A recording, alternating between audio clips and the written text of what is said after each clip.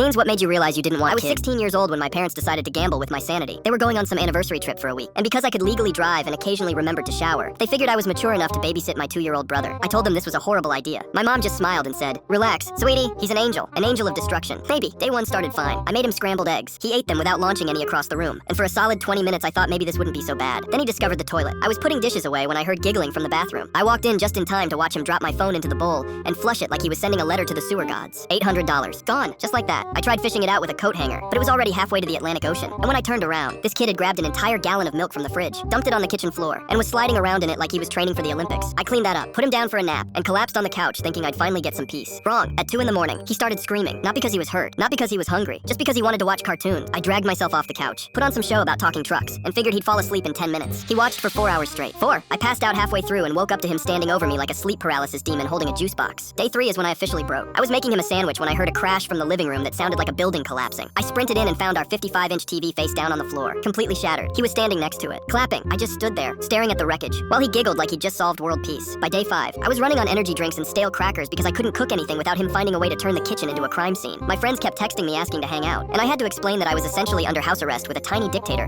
who didn't believe in sleep or basic human decency. When my parents finally came home, they walked in to find me sitting on the floor, surrounded by toys, spilled juice, and what I can only describe as the remnants of my will to live. My mom looked around, smiled, and said, "See? I told you he'd be fine." I looked her dead in the eyes and said, "I'm getting a vasectomy." She laughed. I wasn't joking.